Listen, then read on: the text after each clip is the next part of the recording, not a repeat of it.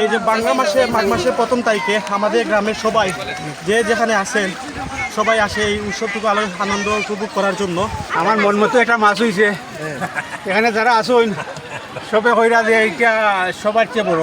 সারাটা বছরও মানে ও দিনটা লাগে অপেক্ষা করি যে কোন দিন ফলো পাওয়া এই তো আর আমরা এই মাছের উৎসবটা আনন্দটা উপভোগ করতাম।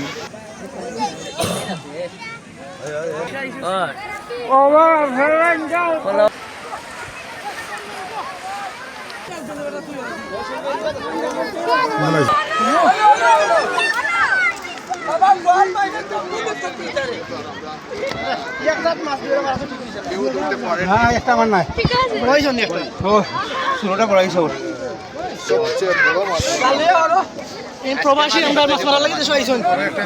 আপনি কোন দেশ থেকে আইছেন একটু আমি দীর্ঘ প্রবাসী গ্রামের বছর পরে আইসি ফলো আমার মন মতো একটা মাছ হয়েছে এখানে যারা আসুন সবে কইরা যে এইটা সবার চেয়ে বড় একটা গোয়াল মারছে। আচ্ছা আপনি কোন দেশে অবস্থান করেন?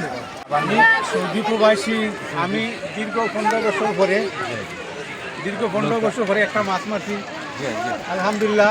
আমি প্রবাস থাকি হিসাবে আমি দেশের মাছ মারার সুযোগ পাই না। আলহামদুলিল্লাহ আমি খুব খুশি এখানে যারা মাছ মারার সবাই হইরা সবচেয়ে শ্রেষ্ঠ বড়টা আমার।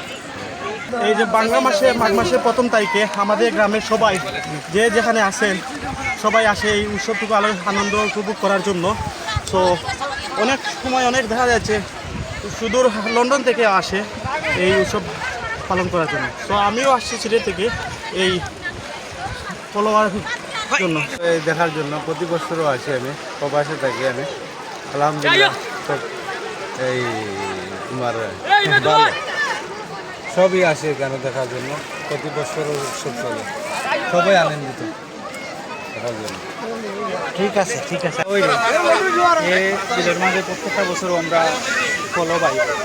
আর ফলো পাইতে আসলে খুব বেশি ভালো লাগে। আমরা সারাটা বছরও মানে ও দিনটা লাগে অপেক্ষা করি যে কোন দিন ফলো পাওয়া এই তো আর আমরা এই মাছের উৎসবটা আনন্দটা উপভোগ করতাম, মাছ মারতাম।